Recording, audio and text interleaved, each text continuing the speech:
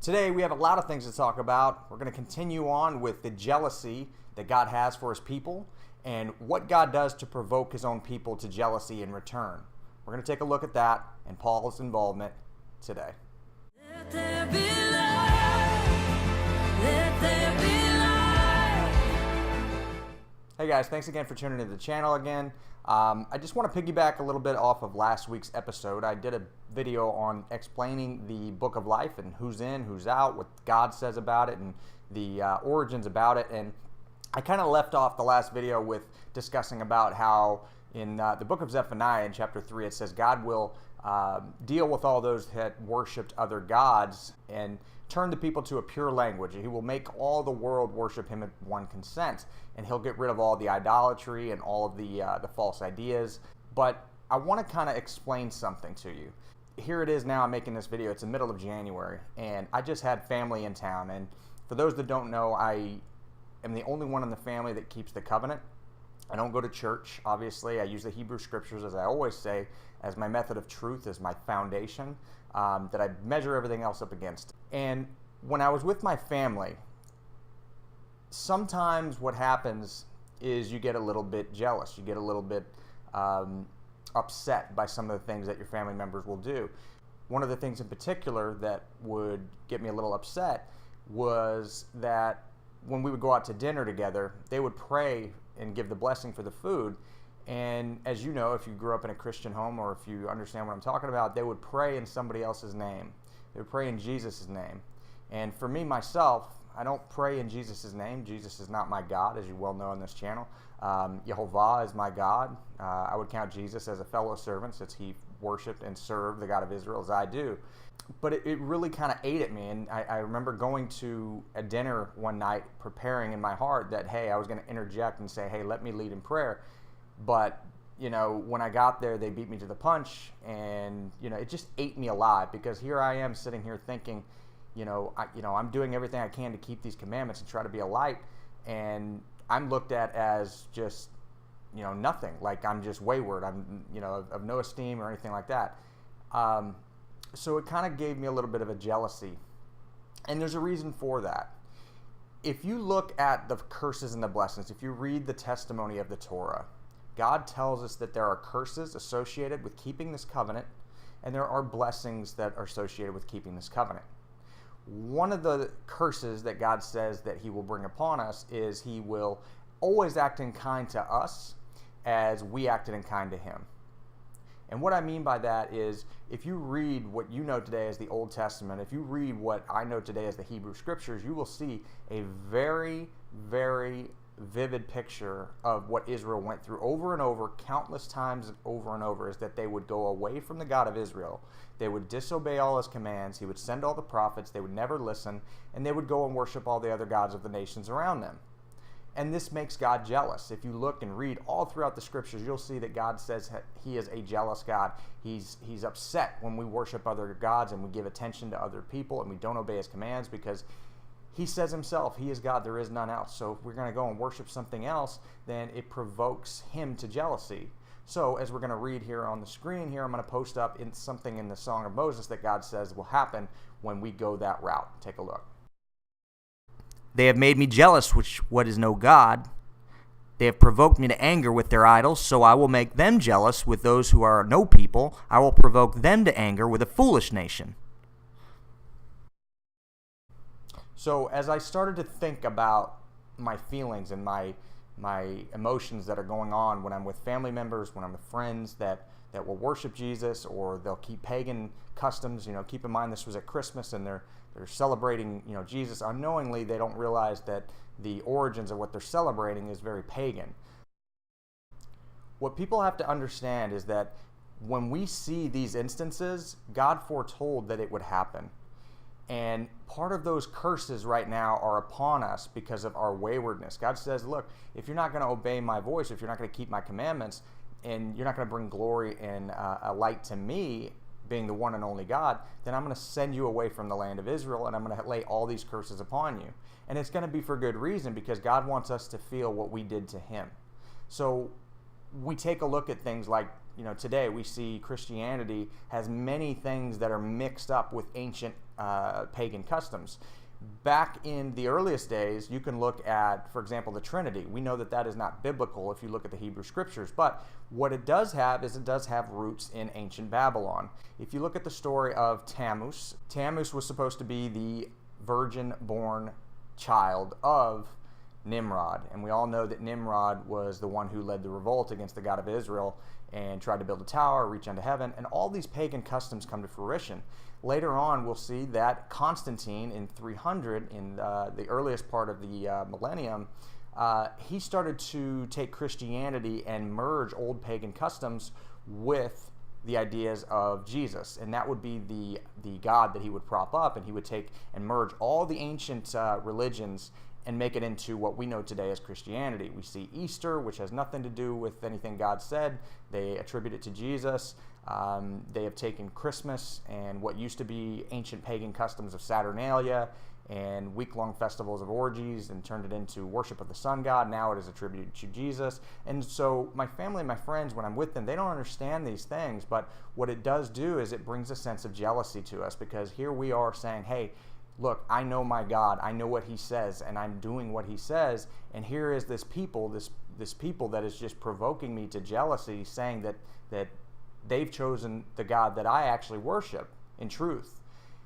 And I started to think about that night, and I started to think, why is this going on? And I remembered this part in Deuteronomy in the Song of Moses where God said this would happen. And so I just kind of just relaxed a little bit and said, hey, there is going to be a day when they'll understand and there won't be any more division, but this is all part of the curses that God said would happen, and we just have to endure it. That's why persecution comes.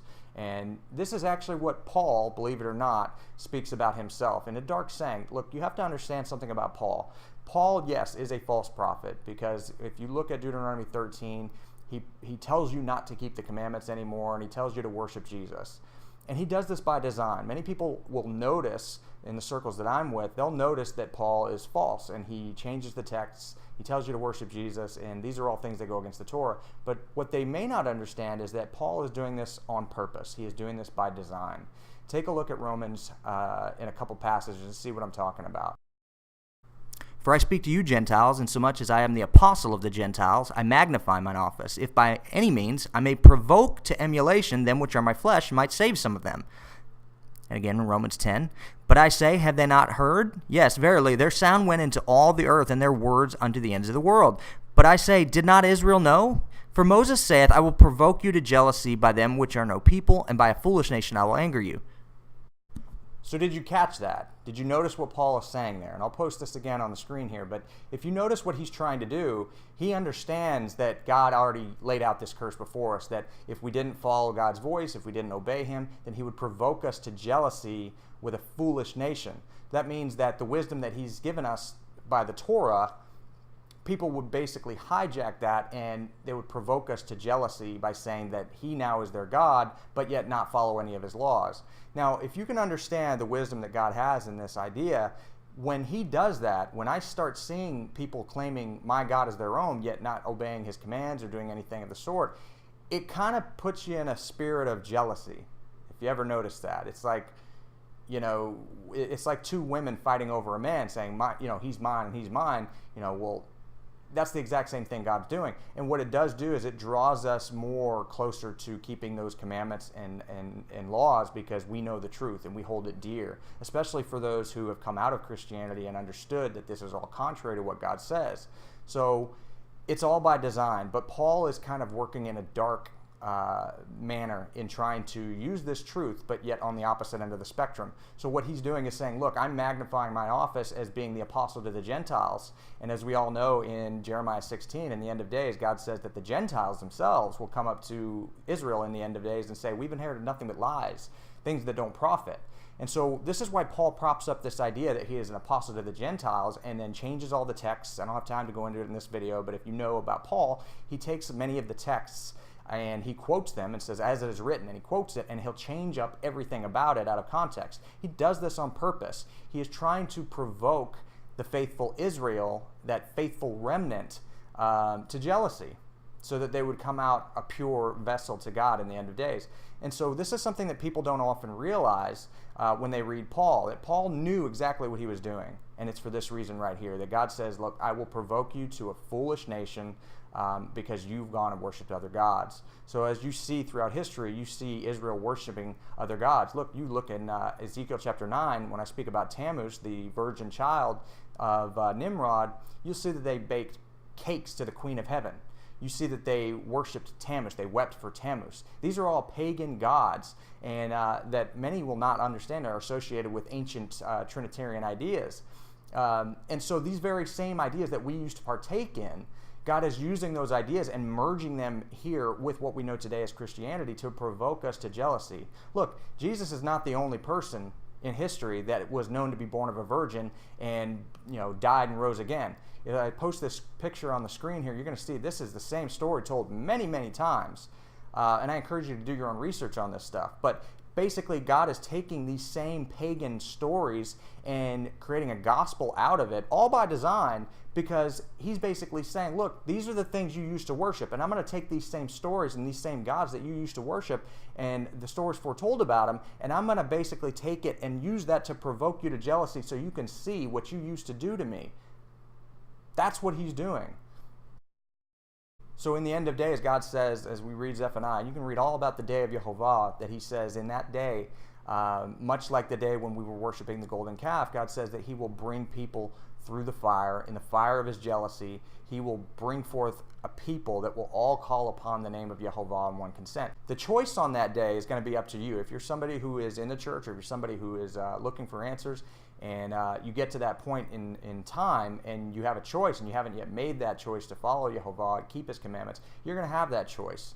But understand that that same idea of jealousy is still relevant today, and it will be in that day. That's what the day of YehoVah is about. It's a day where God is trying to let all the world know his name, and then all the world know that he is God, there is none else. And so everybody that is willing to forsake their idolatry in that day will be counted righteous. You'll all have that opportunity. But it's going to be very, very difficult for a lot of people, because for them, they hold Jesus as God. And until you can get to that realization that he's not, and YehoVah is God, there is none else, it's going to be very difficult, but you will have that opportunity. And even Paul, like I said, he knew what he was doing. One piece that I always use to show people that Paul knew what he was doing about propping up Jesus as an idol to the Gentiles and telling everybody to worship it, he alludes to this idea.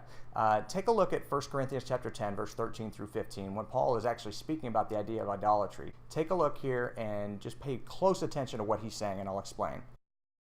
There hath no temptation taken you, but such as is common to man. But God is faithful, who will not suffer you to be tempted above that which ye are able, but will with the temptation also make a way to escape, that ye may be able to bear it. Wherefore, my dearly beloved, flee from idolatry.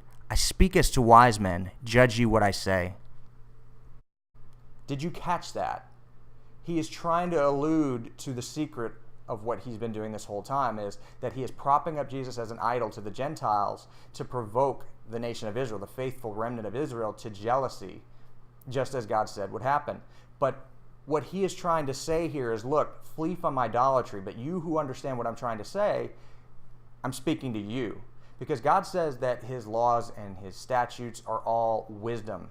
Look at Deuteronomy chapter 4 and verse 5, and you could see there that God says that he gave these statutes and everything to be our wisdom in the sight of the nations. Again, this idea of the wise understanding these things is found in Daniel chapter 11, when it says, those that are wise, shall instruct the people. Those that understand shall instruct the people. And those that are wise shall shine as the firmament. So he's saying those who understand what I'm saying, you're going to have that opportunity. You understand what I'm saying, and the fact that you worshiping Jesus is idolatry. But he has to do this as part of playing this kind of dark role in creating that jealousy to Israel. It's all by design. None of this stuff, you have to start wondering yourself, like, why does God allow all these pagan ideas in the world? Why does God allow, all this false teaching? Why would God allow Paul to do these things? It's because of this reason. If you understand that the testimonies of the Torah you're going to understand these curses and blessings and understand perfectly what his role was in this. So I hope you guys have learned something today. Understand that God is a jealous God. He doesn't want us to worship other gods, but at the same time, because we've done that in ancient times past, he's taking those same things that we used to hold dear as a nation of Israel in our wayward thinking and worshiping other gods. He's taking those things and placing them back on our own heads. And that is why we suffer persecution today, because we've noticed the things that are going contrary to his words. And instead of the old days when we would just follow the way of everybody else, it's that job of the faithful remnant of Israel to notice it and then walk straight again, so that he would have a people to call his own. And then we would use those people to wake other people up. So that's what this channel's for. That's what I'm trying to use this channel for, is that restoration of Israel, to get people to understand. And I try to institute as much of these little hidden things as I can to get you to see a bigger picture. And I think the more you understand, the easier it's going to be to help people along the way. So I know this was a little longer video today, but I wanted to get people to understand why Paul is doing these things, why there's so much false doctrines today. It's our job to overcome it. So I hope you've learned something today. If you have any questions, please leave a comment below. But I'll be posting again every week on the Sabbath, so I encourage you to subscribe and share these videos as much as you can. You have a good rest of the day, and I'll see you again in another video. Let there be